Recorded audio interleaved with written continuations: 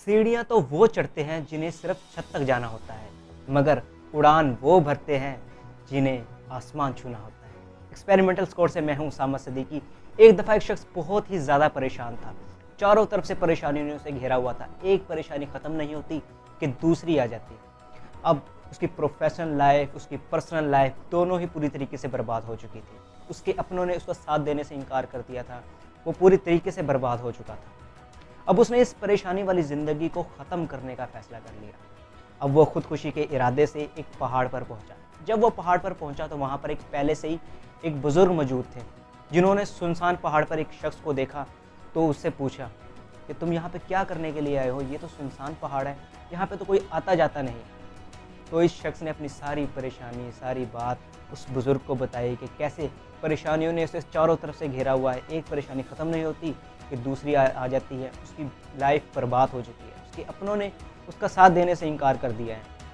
तो उस बुज़ुर्ग ने इसे कहा कि तुम्हारी तमाम परेशानियों का मेरे पास एक हल है, लेकिन उसके लिए तुम्हें मेरे साथ चलना पड़ेगा। ये दोनों बुज़ुर्ग और वो शख्स पहाड़ से नीचे उतरे। चलते चलते एक रेगिस्तान में पहुँचे। वहाँ पे इनकी मुलाकात ऊँट बेचने वालों से हुई, जहाँ पे काफ़ी सारे ऊँट मौजूद थे। अब शाम का वक्त हो चुका था तो बुज़ुर्ग ने कहा कि आज रात हम यहीं रुकेंगे, इसके साथ ही रुकेंगे जो ये ऊँट बेचने वाला है। तो कल सुबह हम अपनी मंजिल पे निकलेंगे।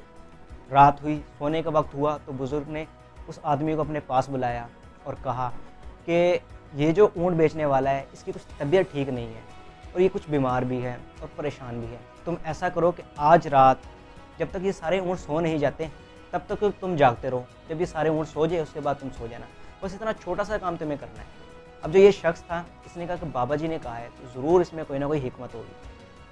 अब पूरी रात इसी तरीके से गुजर गई। सुबह हुई, बाबा जी उसके पास आए। उस शख्स से पूछा कि नींद तो सही तरीके से आई है? इसने कहा कहाँ बाबा जी, सारी रात मैं परेशान रहा। एक ऊँट सोता तो दूसरा उठ जाता, दूसरा सोता तो तीसरा उठ जाता। इस तरह मुसलसल सारी रात इन्होंने मुझे परेशान रखा और मैं सो नहीं पाया। बाबा जी ने इसे कहा कि मैं तुम्हें यही तो बताना चाहता हूँ कि ज़िंदगी में एक प्रॉब्लम ख़त्म नहीं होती कि दूसरी आ जाती है। दूसरी ख़त्म होती है तो तीसरी आ जाती है, तीसरी के बाद चौथी, पाँचवीं, इस तरह आती ही रहती है। अब ये तुम पे डिपेंड करता है कि तुम इस परेशानी का मुकाबला करना चाहते हो या फिर परेशान ही रहना चाहते हो। ठीक इसी तरह परेशानियाँ हम सबकी ज़िंदगी में आती है और बाज़ का परेशानियाँ नहीं होती, हम उसे परेशानी बना लेते हैं। अपने दिमाग में उसका एक इस तरीके से स्केच बना लेते हैं कि वो चीज़ हमें परेशानी ही लगने लगती है, हालांकि वो होती है हमारे फ़ायदे के लिए। जब हम परेशानी का मुकाबला नहीं करते तो वो परेशानी पहाड़ बन जाती है। इसलिए उसामा सदीकी आपसे कहता है डोंट कम अंडर प्रेशर, और ज़िंदगी को जिए इस तरह लोग जीना चाहें आपकी तरह। मैं मिलता हूँ आपको नेक्स्ट वीडियो में, तब तक के लिए खुदा हाफिज़।